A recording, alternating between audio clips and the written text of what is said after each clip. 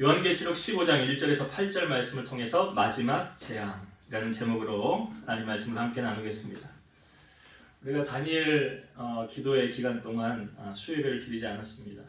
저녁 기도회 때 이렇게 말씀을 나누었는데요. 오늘 15장을 들어가기 전에 우리가 마지막으로 이제 14장 마지막 부분에 여기 우리가 나누었던 말씀을 잠깐 복습하면 이제 하나님의 때 알곡과 가라지를 분명하게 나눈다는 것을 보여주고 있죠. 그래서 금면류관을 쓰고 예리한 낫을 가지신 분이 그 땅의 곡식을 다 거둘 때 그 낫을 휘둘러 땅의 곡식을 걷어들인다고 했습니다. 근데 이 땅의 곡식은 이제 우리가 앞부분에 14장 이제 14절부터 16절의 말씀인데 땅의 곡식은 알곡을 의미하는 거였죠. 알곡 백성, 천국에 들어갈 백성들.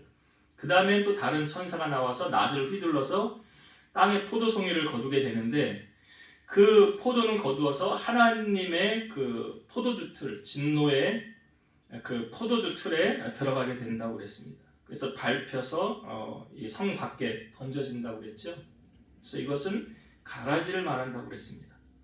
그래서 마지막 때 하나님의 심판이 이 땅 가운데 이제 누구도 이것을 면하지 못하고 누구에게나 다 당하게 되는 거죠. 그래서 이때까지 하나님 마지막 때까지 이제 기회를 주시는데 그 기회가 이제 언제까지입니까? 예수님이 이 땅에 다시 오신다고 했는데 우리에게 말씀하신 구절이 있죠. 온 세상의 복음이 다 전파되면 그제서야 끝이 오리라. 그러니까 주님이 언제 오신대요? 땅끝까지 복음이 증거되어지면. 그러니까 누구에게나 한 번씩 예수 그리스도에 관한 소식을 듣게 되면 그제서야 끝이 온다. 그래서 우리가 14장 마지막 부분에 알곡과 가라지로 분명히 나뉘어진다는 것, 천국 백성이 있을 것이고 성 밖에 내치는 하나님 구원받지 못한 백성이 있을 것이다 는 것을 우리가 지난 수요일 때 나누었습니다. 자, 오늘 15장은 이제 마지막 재앙이라는 제목으로 우리 함께 말씀을 나누는데요. 오늘 먼저 주시는 본문의 말씀을 우리가 좀 먼저 내용을 살펴보고 함께 은혜를 나누고자 합니다. 다시 한번 말씀을 볼게요. 1절부터 보겠습니다.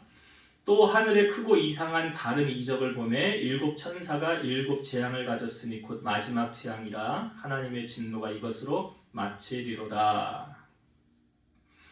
하늘에 크고 이상한 다른 이적을 보매 여기서 말하는 이적, 색인을 해서 보면 성경의 밑에 보면 이렇게 되어져 있죠. 이적을 표적이다. 이렇게 색인이 되어져 있죠. 그래서 여기서 말하는 이적은 어떤 죽은 자가 다시 살아나거나 기적을 말하는 것이 아니라 표적이라는 것입니다. 표적은 무엇입니까? 사인이에요. 사인. 하나님의 사인. 그 사인을 보여주고 있는데 어떤 사인이었습니까? 일곱 천사가 일곱 재앙을 가졌다. 이것이 곧 마지막 재앙이라. 그래서 우리가 요한계시록을 보면 7이라는 숫자가 참 많이 나옵니다. 처음에 아시아의 일곱 교회가 나왔고 그 다음에 일곱 인이 나왔죠.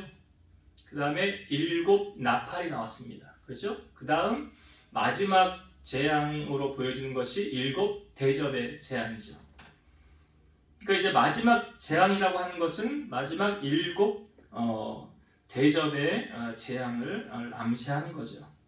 그러니까 점점 끝이 다가온다. 그래서 하나님의 진노가 이것으로 끝마친다라는 것은 하나님을 대적하는 세계에 경적을 울리는 마지막 재앙이 될 것이다.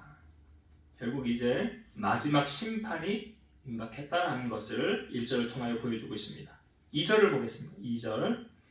또 내가 보니 불이 섞인 유리 바다 같은 것이 있고 짐승과 그의 우상과 그의 이름의 수를 이기고 벗어난 자들이 유리 바닷가에 서서 하나님의 검은고를 가지고, 여기 불이 섞인 유리 바다 같은 것이 있고 그랬죠. 이게 어떤 상징성의 표현이죠. 바다에 불이 임하지는 않잖아요. 바다에 불이 피지는 않잖아요.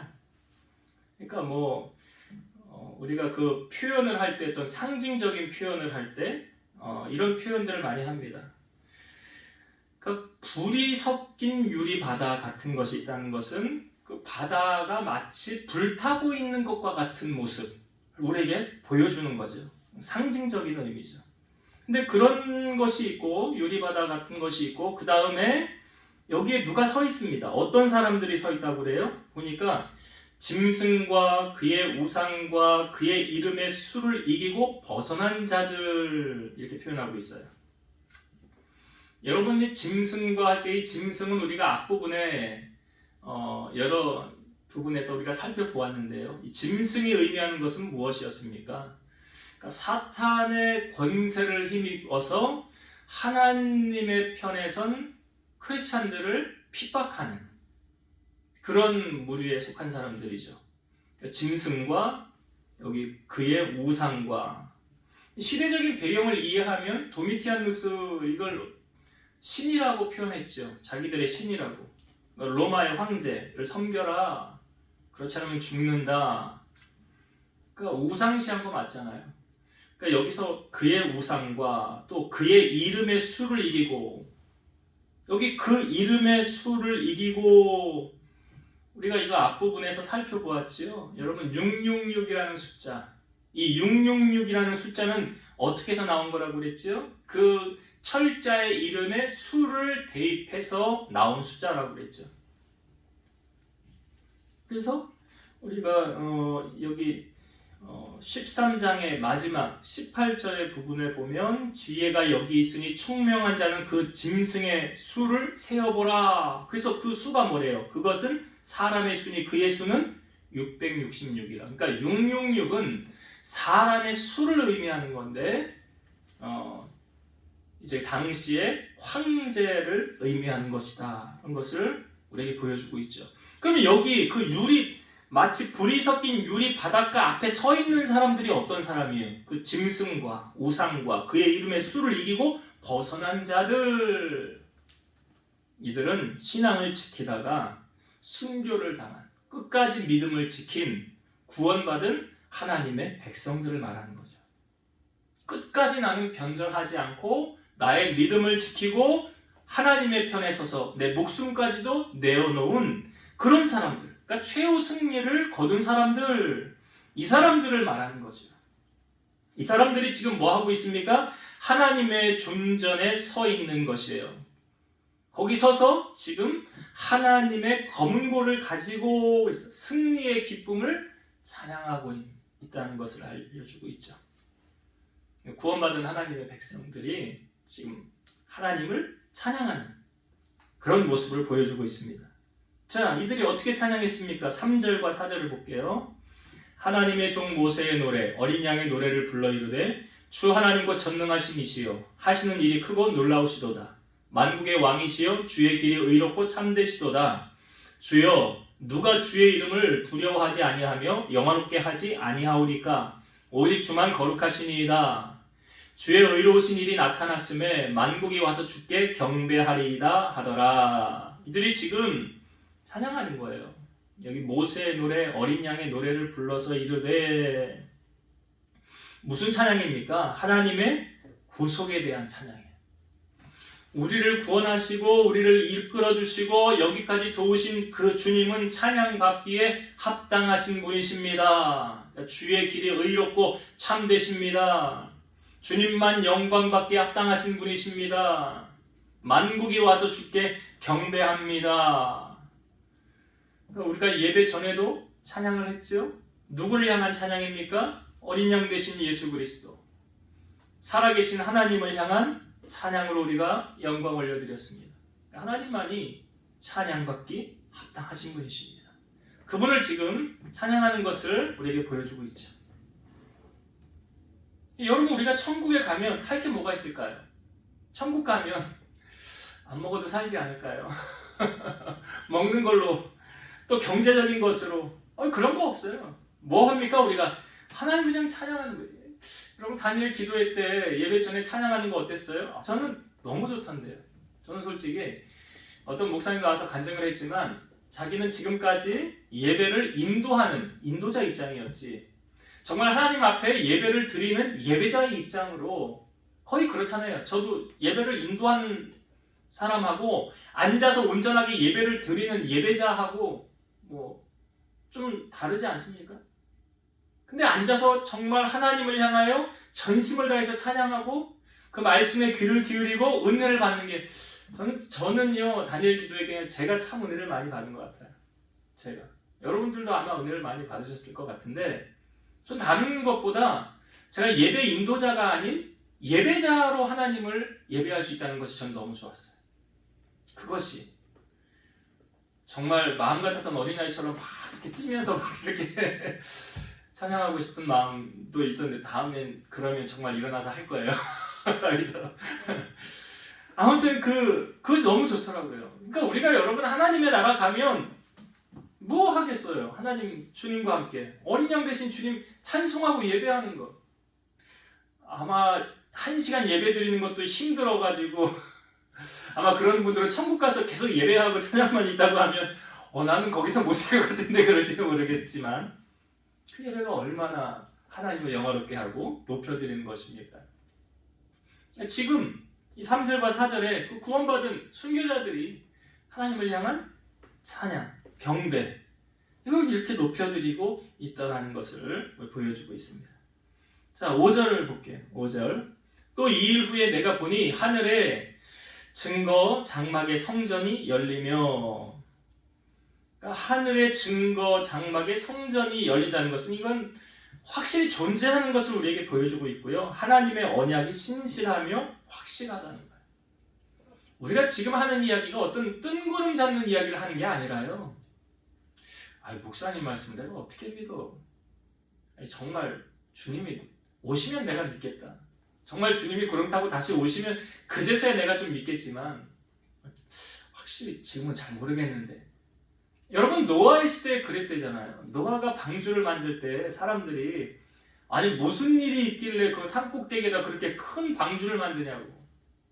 사람들이 노아를 향해 손가락질 하지 않았겠어요? 무슨 비가 온다고 저기다 저렇게 큰 배 짓는 기간이 몇 년이었습니까? 120년. 그러니까 120년 동안 노아는 그 소리를 들어야 됐지요. 사람들로 향한 그 비난의 소리, 손가락질. 그러나 하나님이 명령하셨으니까 노아는 순종했겠지요.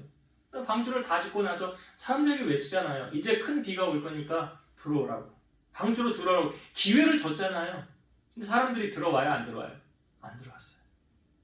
그래서 노아의 8식구만 배에 타고 나머지는 다 죽었잖아요. 근데 성경에 예수님 말씀하시기를 인자의 임함도 노아의 때와 같으리라 그랬어요. 지금 사람들의 반응이 교회 나와요? 구원받습니다. 그래야 천국 갑니다. 라고 말하면 너나 잘 믿으세요. 너나 열심히 믿으세요. 아마 노아의 때와 비슷하지 않은가? 비슷하지 않은가? 우리가 지금 전하는 이 하나님의 말씀 이것이 하나도 허구가 아닌 사실 그대로를 우리가 지금 전하고 있는 것이고 진실한 것이다. 거짓이 하나도 없는 것이다. 그러니까 하나님의 그 언약이 신실하며 확실한 것을 알려주고 있고요. 6절 봅니다. 7 재앙을 가진 7 천사가 성전으로부터 나와 맑고 빛난 세마포 옷을 입고 가슴에 금띠를 띠고. 자, 여기 7 천사가 7 재앙을 가진 7 천사가 어디로부터 나와요? 성전으로부터 나와 그랬죠. 성전 거기서 나와 하나님의 의한 것을 우리에게 알려주고 있어요. 이 재앙 또한 그 이제 7 대접의 재앙이 하나님에 의해서 나타나는 것이다. 그러니까 모든 주권을 주관하시는 분이 누구십니까? 하나님이죠. 그러니까 사람을 살리고 죽게 하는 것 우연히 죽었어. 아니에요. 그거 다 하나님이 하시는 일이에요. 환난을 당하고 이사야 45장 7절에 보면 하나님은 빛도 창조하시고 어둠도 창조하시고 환난도 창조하시고 평안도 창조하시느니라. 하나님이 하시는 거예요. 지금 7 대접의 재앙도 어디로부터 성전으로부터 나왔다는 것은 그 천사들이 하나님의 명령을 받아서 움직인다는 것을 알려주는 것이고, 세마포 옷을 입고 가슴에 금띠를 띠고라는 것은 세마포 옷은 구약시대 보면 누가 세마포 옷을 입었습니까? 제사장들이 입었죠. 구약시대 이 제사장들이 행하는 그 제사장적 직분을 가지고 행하고 그 그 다음에 금띠는 누가 띱니까? 가슴에 금띠를 띠고 그랬죠? 금띠는 왕들이 띠는 거예요. 그러니까 일곱 천사가 하나님의 권위를 가지고 하나님의 주권과 하나님의 뜻을 대신하고 있다는 것을 보여주는 거죠. 자, 7절을 보겠습니다. 내 생물 중에 하나가 영원토록 살아계신 하나님의 진노를 가득히 담은 금 대접 일곱을 그 일곱 천사들에게 주니. 여기 하나님의 진노를 가득히 담은 금 대접 일곱이 나오죠. 하나님의 진노를 가득히 담은 금 대접 일곱. 여기 이 대접은요, 성도들의 탄원이 마지막 때에 하나님의 진노의 심판을 행하시게 하는 역할을 하는 거예요. 그 대접 안에 담겨있는 이 금 대접 안에 무엇이 담겨져 있습니까? 우리 이거 앞부분에 보면 여기 요한계시록 제가 한번 볼게요. 5장 8절에 말씀 한번 보실래요? 요한계시록 5장 8절. 계시록 5장 8절. 그 두루마리를 취하심에 내 생물과 24 장로들이 그 어린 양 앞에 엎드려 각각 검은 고와 향이 가득한 금대접을 가졌으니 이 향은 성도의 기도들이라. 여기 나오지요. 금대접을 가졌다. 금대접을 가졌다. 이 금대접 안에 담겨져 있는 이 향이 뭐래요? 성도들의 기도다. 그러니까 성도들이 성도들의 탄원이 마지막 때에 이 하나님의 심판을 행하시게 하는 역할을 하는 거예요. 그러니까 성경에 보면 여러분 우리가 원수 갚는 건 누구에게 있대요? 하나님께 있다고 그러잖아요. 원수 우리가 갚는 거 아니에요. 원수 갚는 것이 하나님께 있다 그랬어요. 그러니까 그 원수를 우리가 갚는 게 아니에요. 우리는 뭐 하는 거예요? 그냥 기도하는 거예요. 그러면 그 일을 누가 행하십니까? 하나님이 행하시는 거예요. 우리는 기도하고 하나님은 일하신다. 여기서 말하는 이제 그 금 대접, 일곱 금, 하나님의 진노가 가득히 담은 대접. 이제 하나님 언제 일하실 거예요? 하나님 언제 원수 갚아주실 거예요? 다 준비하고 있어요. 하나님이 하시려고. 그거 지금 보여주고 있는 거예요. 자, 8절 봅니다. 하나님의 영광과 능력으로 말미암아 성전의 연기가 가득 차매 일곱 천사의 일곱 재앙이 마치기까지는 성전에 능히 들어갈 자가 없더라.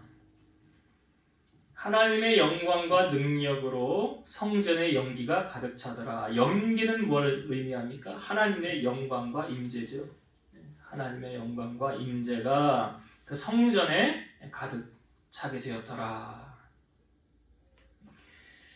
그리고 그 성전에 이제 언제 들어간대요? 여기 말씀해 보니까 일곱 천사의 일곱 재앙이 마칠 때까지 성전에 들어갈 자가 없더라. 그러니까 그 일곱 재앙이 끝난다는 것은 무엇을 말합니까? 이제 모든 피조물이 온전히 깨끗함을 입는 마지막 심판의 때가 지나서야 비로소 하나님의 성전에 나아갈 수 있게 된다. 하나님께서 지금 이제 우리가 이제 16장부터 보겠지만 일곱 대접의 재앙이 이제 시작됩니다. 이제 마지막 재앙이라고 그러죠. 그 재앙이 이제 딱 끝나면 하나님께서 이 모든 것을 이제 다 교통 정리 싹 하신다는 것을 보여주고 있는 거죠. 자, 이렇게 우리가 15장의 말씀을 나누었는데요. 제게 주신 은혜 한 두 가지만 함께 말씀을 나누고자 합니다. 여러분, 지금 우리가 사는 이 시대를 뭐라고 표현하고 있습니까? 말세, 종말이라고 표현하죠. 요한계시록 우리가 자꾸 나누면서 나누었는데 말세의 시작은 언제부터 시작되었다고 그랬어요? 예수님께서 십자가 사건이에요. 십자가를 지시고 부활하시고 이제 승천하시고 다시 주님이 오시면 주님이 오시는 그날을 뭐라고 그랬죠? 말일이라고 그랬죠? 네, 말일, 세상 끝이에요. 주님이 오시면 끝나는 거예요. 오늘 본문의 말씀 속에서 보면 그 주님이 이제 마지막으로 행할 재앙이다라고 말씀하고 있어요. 마지막 때가 있다는 거죠. 성경에도 보면 전도서 3장 1절 범사에 기한이 있고 천하 만사가 다 때가 있나니 마지막 때가 있나니 그 주님이 이제 임재하시기 그 전 그때까지 우리는 어떻게 살아가야 될까요? 하나님의 편에 서서 살아가야 되겠죠. 그러기 위해서 우리가 하나님의 말씀을 붙잡아야 됩니다. 세상의 유혹과 어떤 정욕과 쾌락에 붙잡혀서 세상 것으로 살아가서는 안 되는데요. 우리가 나중에 이 요한계시록 말씀 나눌 텐데 이 부분 한번 보도록 하겠습니다. 성경 같이 찾아볼게요. 요한계시록 20장 12절부터 15절까지 먼저 한번 보겠습니다. 계시록 20장 12절부터 15절입니다. 또 내가 보니 죽은 자들이 큰 자나 작은 자나 그 보좌 앞에 서 있는데 책들이 펴 있고 또 다른 책이 펴졌으니 곧 생명책이라. 죽은 자들이 자기 행위를 따라 책들에 기록된 대로 심판을 받으니 바다가 그 가운데서 죽은 자들을 내주고 또 사망과 음부도 그 가운데서 죽은 자들을 내주매 각 사람이 자기 행위대로 심판을 받고 사망과 음부도 불못에 던져지니 이것은 둘째 사망 곧 불못이라. 누구든지 생명책에 기록되지 못한 자는 불못에 던져지더라. 그러니까 여러분 생명책에 대해서 말씀 제가 드렸었는데 생명책, 모세가 이 생명책을 받고요. 바울도 생명책을 받어요. 하나님 보좌 앞에 생명책이 펴져 있다. 거기에는 명단이 있고 그가 어떻게 살았는지를 다 기록해 놓았더라. 그래서 그 생명책에 명단이 없으면 어디로 간대요? 불못의 둘째 사망에 빠진다. 왜 성경이 둘째 사망이라고 그랬을까요? 첫 번째 사망, 우리 육신의 죽음을 말하는 게 아니에요. 영원한 죽음이 있다는 거죠. 영원히 죽지 않고 고통을 받는 그곳인데 그곳이 어디입니까? 불못이라는 거예요. 그러니까 하나님의 백성은 이 불못에 가지 않죠. 생명책이 기록되어졌습니다. 아브라함의 품에 가지만 기록되지 못한 자는 불못에 빠지게 됩니다. 성경 더 볼게요. 21장 8절 말씀.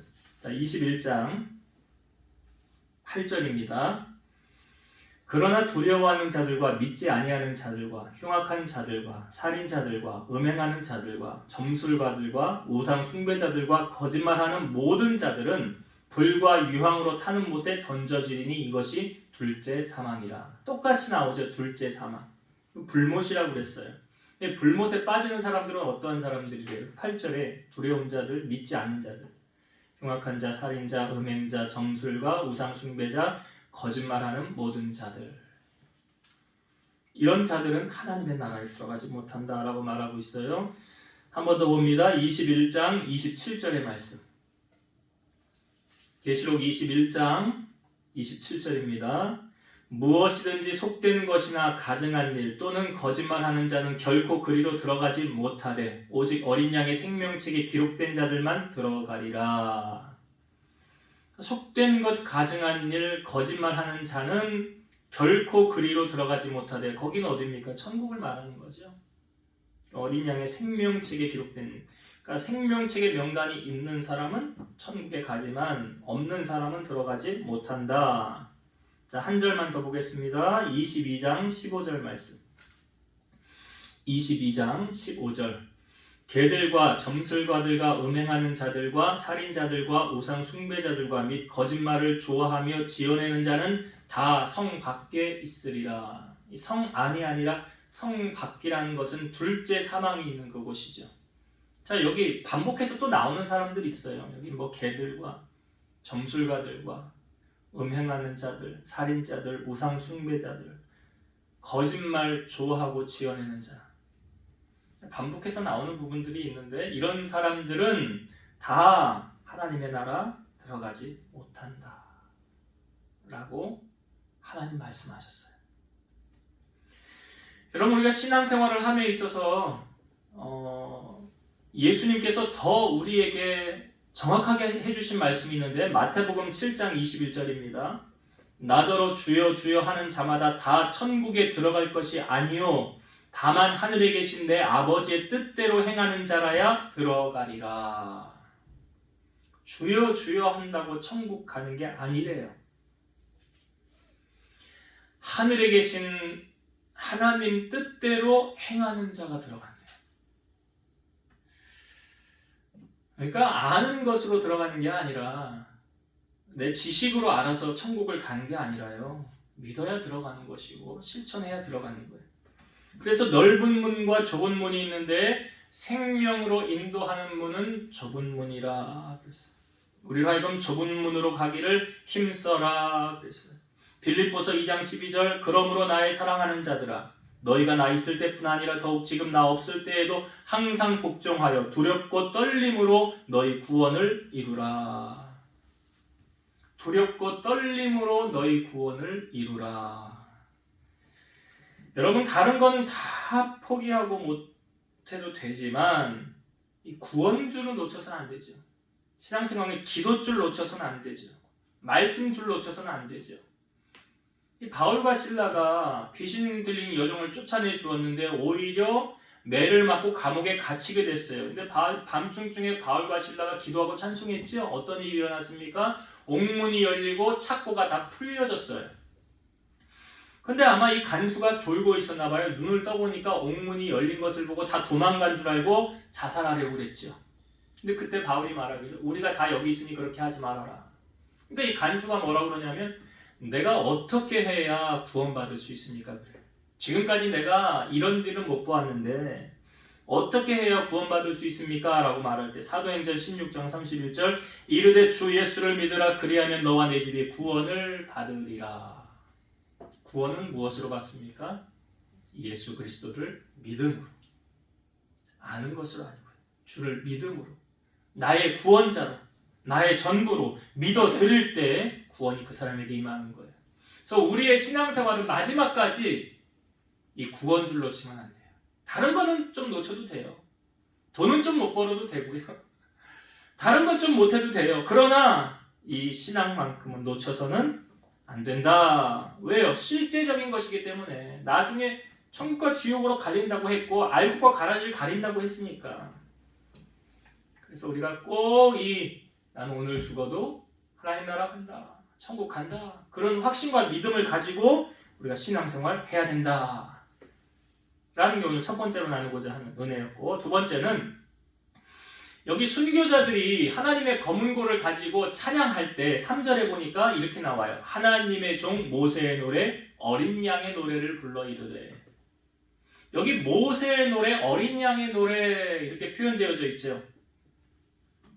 모세의 노래 어린 양의 노래. 왜 여기 요한계시록에 왜 지금 구약의 사람 모세가 등장을 했고 왜 어린 양이라는 표현을 해서 노래를 불렀을까?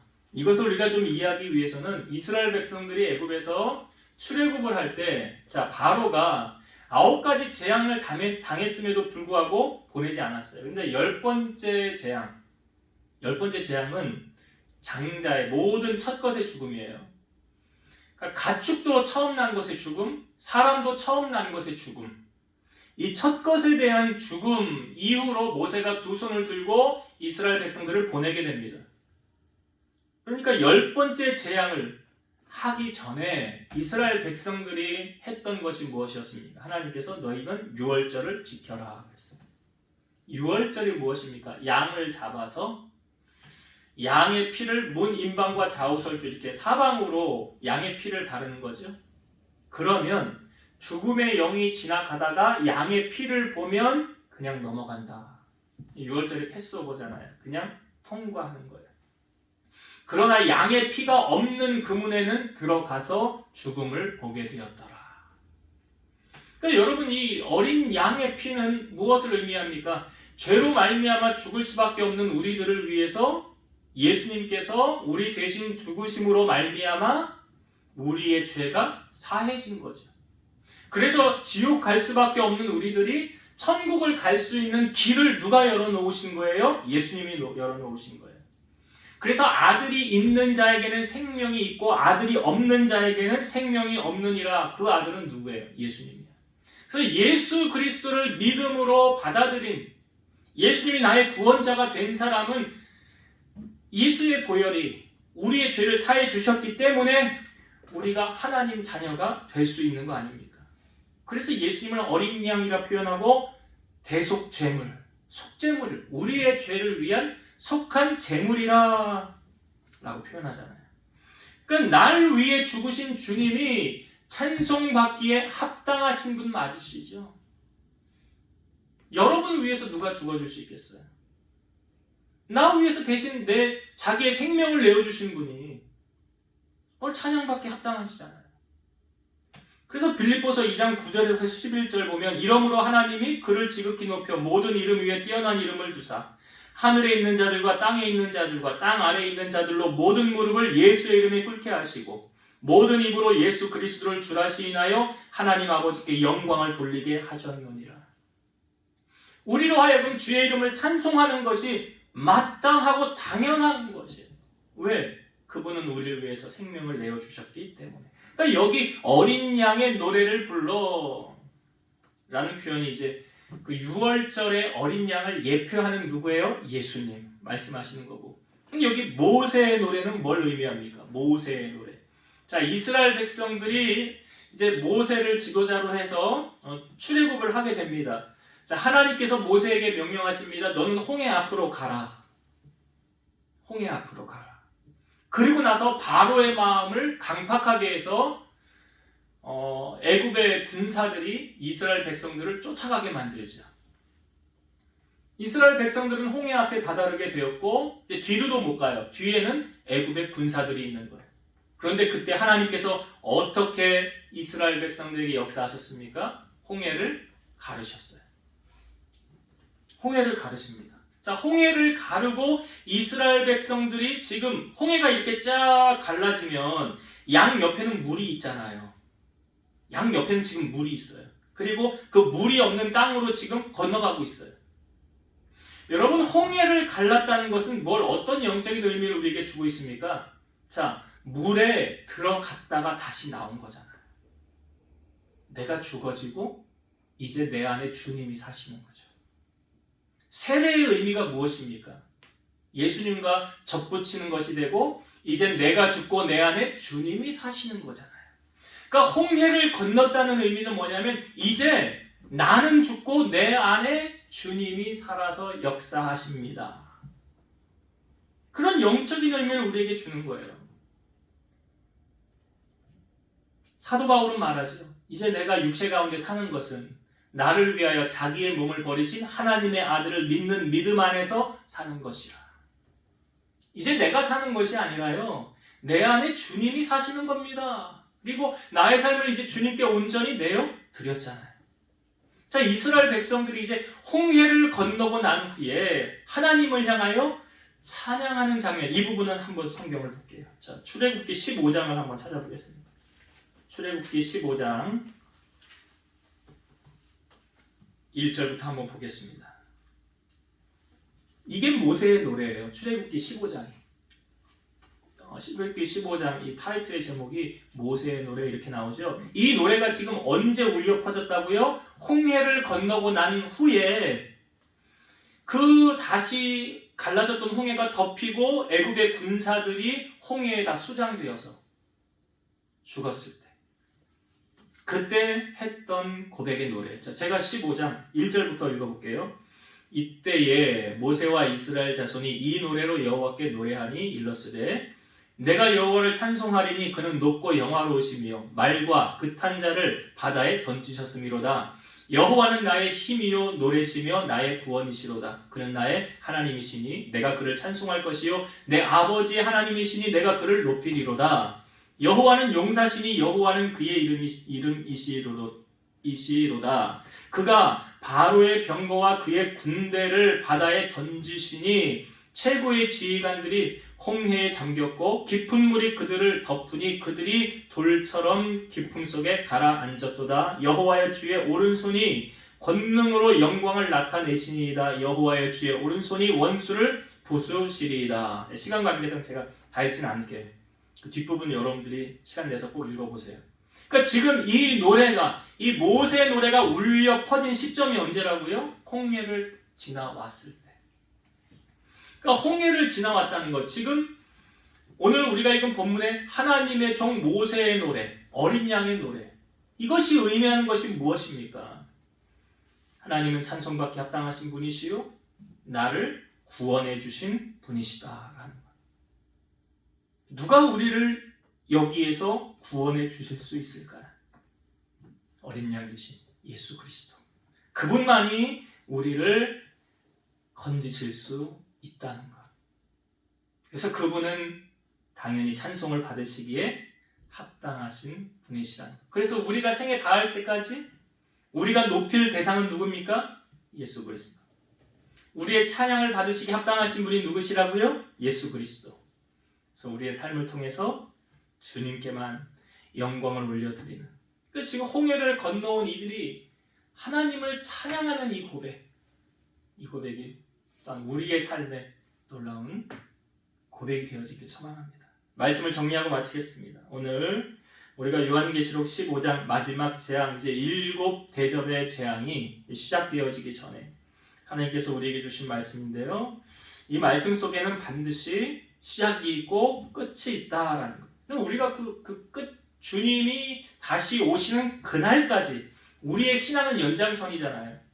그러니까 주님이 다시 오시는 그 시점까지 우리가 끝까지 놓치지 말아야 될 것은 무엇입니까?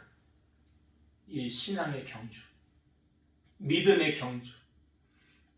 그래서 천국에 입성하기 전까지 우리는 이 마라톤을 끊임없이 달려가야 되고, 여기서 좌절하고 포기하고 넘어지지 말고 말씀을 붙잡고 끝까지 승리한 여러분 되시길 바라고, 두 번째 나누었던 것이 우리로 하여금 구원의 길, 승리의 길을 열어놓으신 분이 누구라고요? 예수 그리스도 주님이시죠. 그러니까 여기서 모세의 노래, 모세가 하나님을 향한 그 찬양이 얼마나 벅차고 감격스러웠을까요? 홍해를 건너온 이스라엘 백성들의 그 찬양,